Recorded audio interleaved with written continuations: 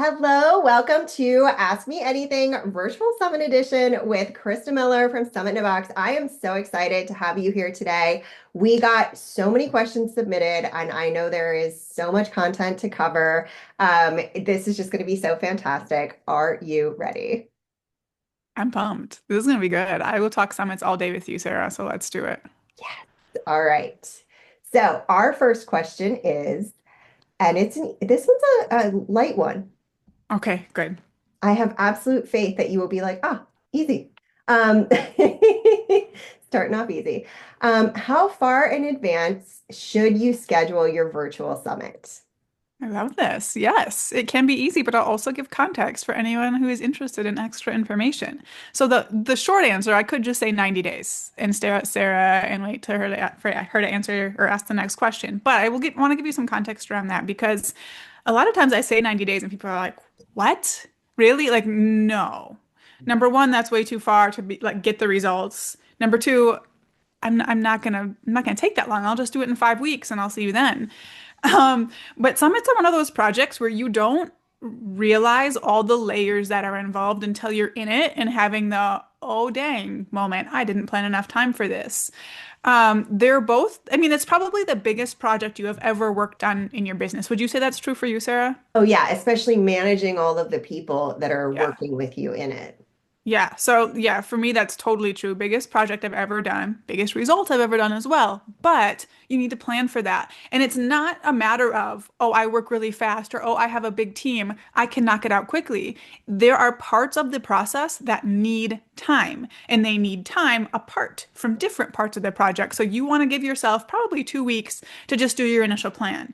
You'll need 2 or 3 weeks to pitch speakers. You'll want to give them at least 4 weeks to create presentations or schedule interviews with you. You still need a week of buffer in there before you start promoting. Then you need 2 weeks of promotion. And we're probably at about 3 months right there. Like that's probably the whole time frame just with a handful of pieces of this process. So I beg you, give yourself 90 days, especially for the first summit. We actually have a lot of clients and students who are like, I'm actually giving myself a little bit more time next time just for that extra breathing room. And the first summit is so much more work than the consecutive summits. So give yourself the 90 days. If you're someone who's going to launch an offer through your summit, that's something we teach in our program. There's more involved in that because you're getting the summit ready. You're also preparing your offer to launch. And I would not recommend doing this with a brand new offer. It's an offer you already have launched before. The offer is up, the sales page is up. If you do a webinar, like you know what that's going to be already. Add 2 to 4 weeks additional for that. So for me, when I'm going to plan a summit, we have a 120-day timeline. And like we do other stuff during that time. But like you just don't want to be strapped for time and rush because it will show in your speaker experience, in your attendee experience, in your results, and how much you hate yourself or me by the end of the process. So there we go, 90 days. I agree. I also err on the side of having more time, just because like you are managing your team, your speakers, like it's a lot of people involved and people run late. Mhm. Um, and that for me, like that's the big thing is not is giving enough time for people to run late. I'm a deliver my presentation like the moment I like the first minute I can record it because I I just need stuff off my list. Most Yes. people are not like that. I know, as someone who never has missed a deadline ever, I was very surprised the first time I ran a summit. And like, oh, 50% I mean, it's not that high anymore. I figured out processes, but like 50% of these people are late. What's the deal? Some people are just late, and you just got to plan for it and allow the time for it, or it's really stressful for everybody. Yeah, even just like they'll be late with like their freebie link or Yeah. their collaboration kit or their all access pass. That's sorry, Hmm. that's our all access pass.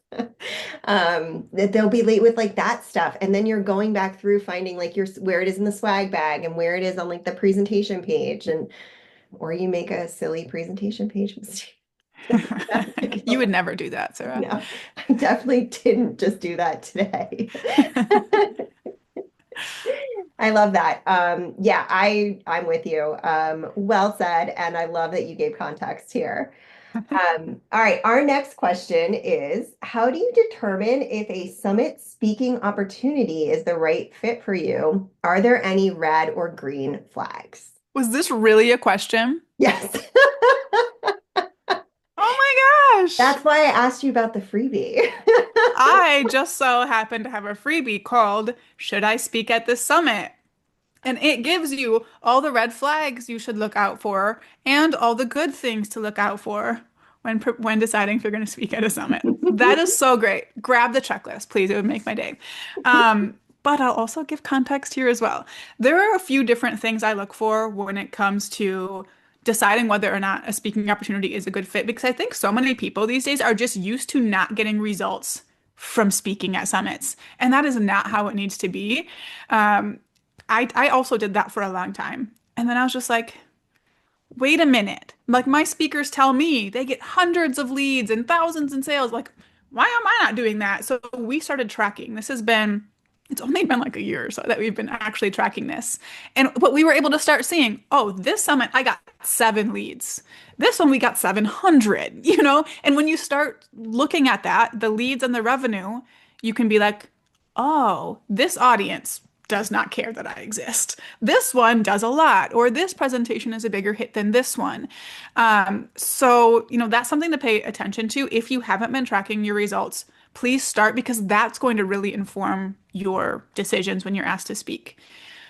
With that being said, when I'm pitched to speak, the first thing that tends to catch my attention is what the summit's about and who it's for. If I'm pitched for a summit for bloggers, that's a no for me. Bloggers, they're just not my target audience. They don't care about hosting summits. If it's like for all online business owners, it's generally a no for me unless it's a perfect topic because that's usually too broad. If it's something like collaborating or summits or selling memberships or digital products, that has my attention and I'll kind of move on to the next stage. So know for you what audiences perform best for you and what topics just make sense for you. Most of the time, you're also going to get pitched a specific topic from the host that can help you decide, is this actually in your zone of genius or is it just like some random request? Like if someone pitched me to ask about team building, or to speak about team building, unless I really loved the person and was like, yeah, sure, I'll do this random thing that has no benefit to me, it will almost always be a no. But I will speak on summits or sometimes on speaking. So look at that. I would also encourage you to do your research on the host if you don't already know them. Don't just blindly say yes. I don't want you to assume that a cold pitch is a bad one, but does this person seem to have their act together? Do their values align with yours? Do you like what you see with how they're showing up online? I don't know. Do you align with the way that they teach things? You're going to be promoting and, represented in this event. You want to align with them. And then there are so many things. Okay, I'll pick one more. Look at the benefits versus requirements. So if you are not set up to benefit really well from speaking at the summit, if there's no affiliate commission, if you're not allowed to pitch a freebie, whatever, that matters. And then balance that with what they're asking of you. If you have to deliver a 30-minute presentation, plus go live at some point during the summit, plus do a call with them to decide if you're going to speak and do a worksheet and an all access pass bonus and a freebie and like, if the laundry plus 3 solo emails, whatever, I mean, that's just a no. So make sure you're benefiting the pros versus cons. That will really tell you how much the host values their speakers. I want to look at the speaker benefits and the requirements and be able to see this host like cares about me and values me more than just my email list. If someone's like, I would love for you to speak at this summit, if you have 2,000, 5,000 email subscribers, even though I have several times more than that, it's a no for me because they care about everyone's email list more than the people, more than the value. So those are the kinds of things I look for. I have a much more concise checklist that you can go through though. I have two follow-up questions to this, Okay. um, personally that were not submitted. How do you feel when it is pitched? Like, what if the audience is super aligned and they pitch something that like just isn't the right fit? Like, how do you feel about as a summit host or a speaker? How do you feel about like pushing back on that topic or accepting the topic shift as the host? I did not Yeah. do a great job, but I think you Yeah. understand. I do. I love this question. For me, it very much depends on the person and the summit. So like actually there was a summit recently from someone I knew a little bit here, had heard a little bit about here and there. Um, and she just had a really unique summit, and now I don't even remember what it's called, and I feel so bad. But she wanted me to speak on how I did like a licensing model for one of our courses that we launched. Oh, And I was okay. like, that sounds super fun to talk about. This summit is really cool. Sure, I would really love to spend 30 minutes of my time and like share the summit. It would be really great. But if that's not the case, if I'm like not so sure about the host, I don't can't see enough of them like online or the summits, like that's just not it, honey. I will take that as an excuse to be like, nope, sorry, like I won't go any further. Um, Now, like for example, if Sarah were to pitch me, so a year ago, I would not have accepted to speak about speaking at summits. If it was Sarah and she pitched me, I would have come back to her and said, that's not quite right, but I will speak on XYZ, like what to look for in speakers as a summit host. But that's because I love Sarah and I know her summits are awesome. So for me, it kind of depends on the person if I'm going to go back and be like, what about this? Or if I'm be like, this is just a great excuse to say pass. Yeah, that's a good point. And actually, that did happen at this one because Was it you? no, no, no. I Oh, someone recently else. asked you when I pitched you for collaborations that monetize, which we're speaking at in like a couple weeks now. I asked you to speak about something with virtual summits, and you were like, "Oh, I actually have this new presentation that would be such a good fit." And it like I just am starting it right now, and it was like about speaking and choosing the right summits to speak at so that you're able to monetize your speaking. And I was I like, don't remember this. perfect. I would have pitched you on this if I knew that if you would be able to speak on it. But I went with something I already knew you had spoken on because I know how busy you are. I appreciate that. I do not remember this. So thanks I for your mean, flexibility. but I really appreciated that as the summit host because I knew you had the Ultimate Summit Speaker Handbook. Yeah. And I really love the Ultimate Summit Speaking Handbook, but I was like, I don't know what you have for your funnel for that yet. And I wanted to pitch you on it, but I didn't. You were actually our motivation to get our funnel ready. We literally had the deadline for your summit. So thank you for forcing me to get my act together. See, this is what a good collaboration is when we just Yes. make each other better. Yes. I love that. And then we actually have a related, so I'm going to jump down on this. Oh, hold on. Okay, you mentioned this, so I'm going to jump down to it. My email list is pretty much non-existent at the moment. I'd like to grow my list through collaborations, but I'm worried that I don't have much to contribute with such a small list. Can I still apply to speak at summits? And do you have any recommendations to grow my list prior to speaking? Oh, okay. I don't have any recommendations to grow your list. I mean, you could host one. Oh my gosh. That's my recommendation. Host a summit. That will grow Yes. your list more and faster than anything else. But most hosts who are confident in their abilities and know what they're doing will not care about or know your email list size. I don't know the email list size of any speaker that I've ever had at any of my summits.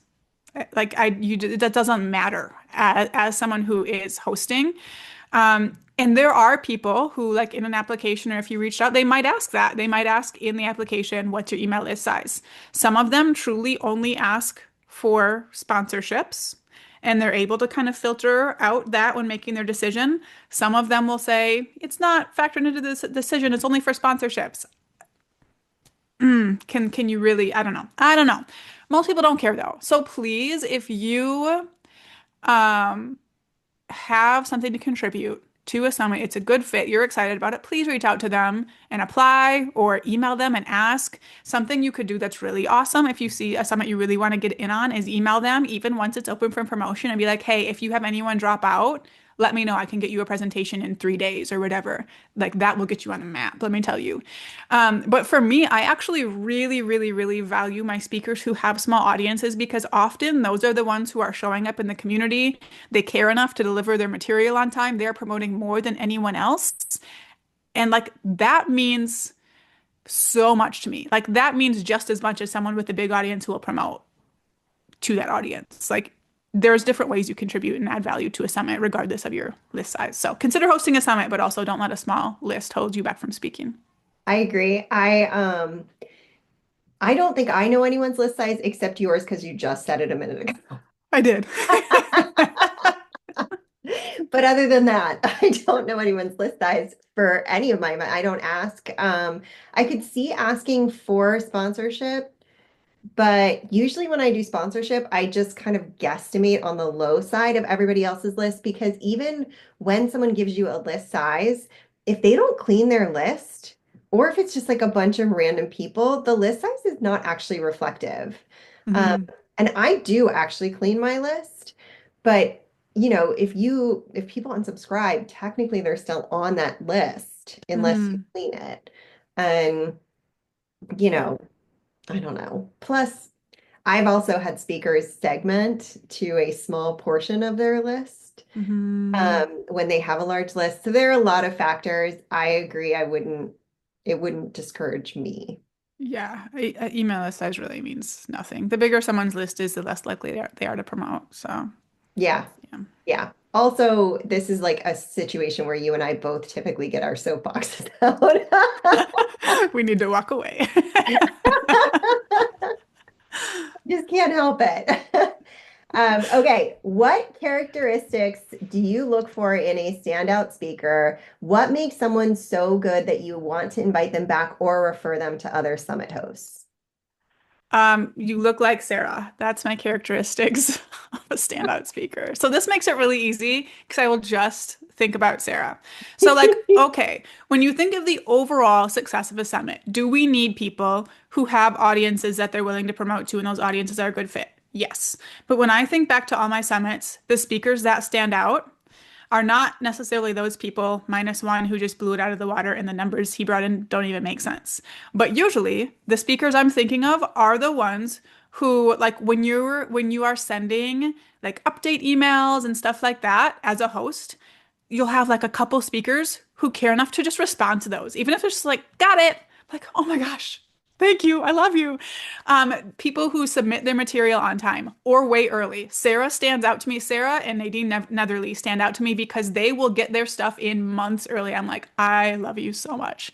Like you're the ones we get to test all our presentation systems with. And then, of course, delivering a great presentation matters, but then community engagement and just engagement in the event really, really stands out to me. And Sarah actually made all of the like engagement and visibility and material for our Ultimate Summit Speaker Handbook course because she's just the master at this. So watch what Sarah does at a summit. But like be in the community and be engaging with the attendees. And like when the hosts post something, like go leave a little comment to help it get some traction. Or again, just make them feel like they're not speaking into a void. If there's live sessions you're interested in, go and like join in on those. When I am speaking at a summit, I feel like I'm not actually doing this with, is your summit open for registration yet, Sarah? Yes, it just Oh my opened. gosh, because I feel like I'm not doing this for yours, which I'm glad that we're here because I will have a recurring task that usually pops up Monday, Wednesday, Friday to go jump in that community and look for some posts to comment on, just to like add some engagement and stuff like that. That stuff both benefits you and matters so much to the host. Really does. So when I'm thinking of what speakers I've had in the past that really stand out, that's what I'm thinking of. So when you're looking for characteristics of a good speaker or how you can reflect those, have a like engage with your community in all the places. So if you're on Instagram, make sure that it can be seen that you engage with your people on Instagram. Um, like that's kind of what it is for me. I want to be able to see that someone is good at speaking, whether that's they have a podcast or YouTube channel, or they're somewhere I can see that they've been featured in other places so I can get a feel for how they communicate, that they're willing to deliver value and not just hide every little thing behind the paywall, stuff like that. So those are the things that matters. I want to know that these people like care and will be a human and not like a robot. Yeah, it makes such a difference for like conversion rates for the summit hosts too. Mhm. Like I think one of the most impactful things you can do is probably engage with people in the community. Like I'll even attend your pitch and be like, wow, that's such a great deal. Oh my gosh, I'm in. Even if it's not something I am in for, like, I mean, because I'm not going to speak at a summit where I don't believe your product is any good, you know? So it is Yeah. true. Like, it is probably a really great deal that you're not going to get on a regular basis. And, um, like when you're pitching Summit in a Box, I am a Summit in a Box student, so I obviously can speak to how Hmm. great the product is. Hmm. So I think, the li like that stuff all does really make a difference. And also thank you for saying Just model yourselves after Sarah, everybody. It will be fine. that. Thank you. And model your summit hosting after Here we Krista. go. Dream team. Okay. Do you recommend incorporating live events in the summits? This is actually the next question, although it is kind of funny that we were just talking about live events. I love that. Okay. If you can, if you have the emotional and mental capacity, the time capacity, and it's not going to like stress you out every single day until it happens, absolutely. I think um like I really think pre-recorded presentations are just the way to go for a summit, but adding that live interaction can really add so much. Usually, what we've found in the sweet spot for our summits is we usually end up having 2 or 3 live sessions per day. I shouldn't say always, I almost always am teaching one of them. I will usually have sponsors that can jump in for a session. I bring Sarah in to lead a networking social when she's willing, which is always. And like sometimes, um, like there are certain aspects of our program that people really love. One of those things for us is when they get coaching on how to position their summit, their audience and their topic. So I'll bring in my positioning coach to lead positioning hot seats during the summit. So you can get really creative with these. Like, how can you show off the best parts of your offer in a live session? How can you show off your coaching or how much you care during different aspects of the summit? And you don't have to do every single day, like it doesn't matter, do what works for you, but I really think it helps take your most engaged people and create community with them rather than it just being something where everyone's just kind of like, creepily watching on their own. So definitely add that if you can. Okay, I love that. Just missed my armrest in my shift there. Um, I've done that. I love that. I agree 100% with you. As a summit host, how important is it to include worksheets with your daily presentation? Hmm. I would say this is a fairly nice to have situation. I don't think it is at all necessary or required. There's a small percentage of people who would use that. We do it because we want to provide like Cliff Notes type things for each of our presentations. And like if we're doing that, we might as well create the worksheet as well, especially now that we can do it all in AI and like we review it and make it better and everything. But you don't have to do worksheets. You don't even have to do notes. I would say like have captions and transcripts. But anything other than that is just kind of a nice to have. You could also base it on your audience. I would guess there are certain audiences who would value that more than others. Like I, as someone who would buy an all access pass, I really do value Cliff Notes because I don't want to watch a presentation. I don't listen to podcasts. If I can skim it and get the overall ideas, I am happy and I can run with that. So I think it also depends on your audience a little bit. Yeah, and it probably depends on your learner type too. Mm. Because Mhm. I was just thinking like I do better if I'm a kinesthetic, so if I'm taking a physical note, like writing it out, Yeah. but you are probably a visual learner. Yeah, I don't even know what I am. I just want the information as quickly as possible and to be done with it. Samantha Ross, her presentation for collaborations that monetize is how to use your visual or your learner type to Ooh, dictate your collaboration style. okay. And it has the quiz in there where you can determine your learner type. You might have to watch that I presentation perhaps will, yes. It was maybe made for me. and report back. Deal. Okay, we have two left. Do you recommend having a networking event or opportunity for connection during your summits? I really, really do. I have been incorporating networking sessions. Oh man, probably since 2019 is probably the first time I did that. And I am such an introvert. I actually myself am so anxious on these sessions. But I bring them all back from the breakout room and they are so happy. They have the biggest smiles on their face. They are all laughing and thrilled. And then it makes the community so much better because they know each other in the community. So absolutely, I always do it. And now I am like, Sarah, will you lead a networking social for me? I don't want to. And it's really not that bad, even when I was leading them yourself. Like, it's fine. It's fine. But my point is, yes, oh my gosh, I'm like, I have yet to hear of a niche where the networking socials are like not a huge hit. People just really love getting to meet and interact with other people working toward the same thing, whether it's like knitting or online business or homesteading or whatever it is. Like it's just a hit to get them in a room together. I could not agree more, and I will always host your networking event. I love it. And I will try not to ever accidentally leave during the middle of it again. How did that happen? Oh no. It's like, oh God, you're so for context, everyone, I was leading a networking social at one of Krista's summits. And instead of hitting leave breakout room, I did the thing that I worry I'm going to do every time I leave a breakout room, which is I left the whole meeting. And then, and then I had to request access to get back in because there was a whole meeting. Oh God. You're Yeah. like, Welcome back to your own session. that was exactly right. It happens, we just roll with those things. Absolutely. Okay, as a summit speaker, and this is our last question. As a summit speaker, do you find your conversion rates are high for summits that have live events versus summits that do not have live events? Oh, interesting. Okay. I can answer this from the lens of live events that I'm involved in. If there's a live event that I'm involved in, whether it's a panel or like a one-on-one Q&A session, absolutely converts better.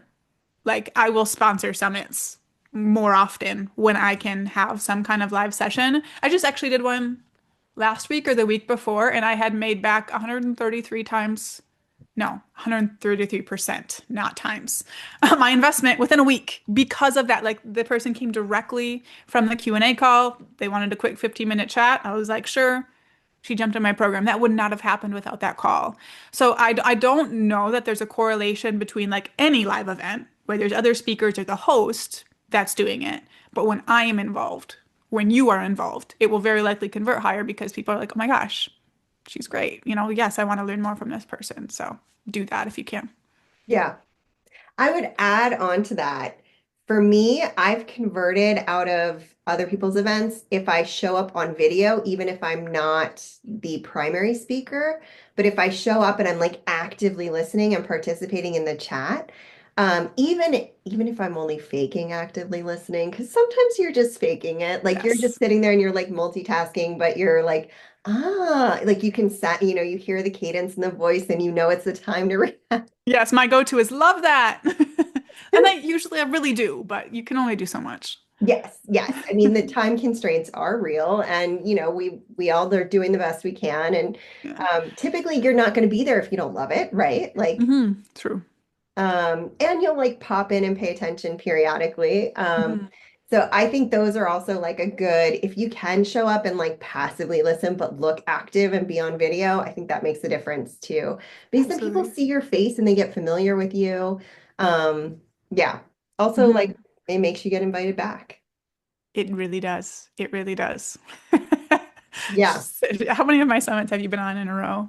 At least I three, I think. I know this when I've been asked to do these other presentations recently, like when I've gotten other pitches, I'm like, oh, I should flag this for a topic for Krista's next event Do because that. now I like, we've worked together often enough that I'm like, this would be a good topic I for. need to message you after with info about the next one.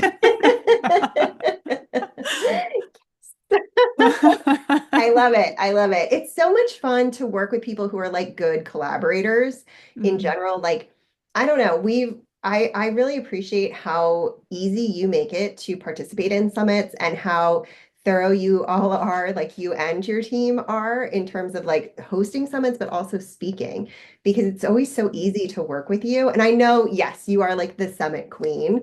Um, but it's just totally true. Like that is it's and also another thing that I should probably tell you, when I was working on my closing call, I was thinking about your last closing call and I was like, I really like this. I like how I don't know. I liked the way that you closed your last summit so much so that I went back and watched it.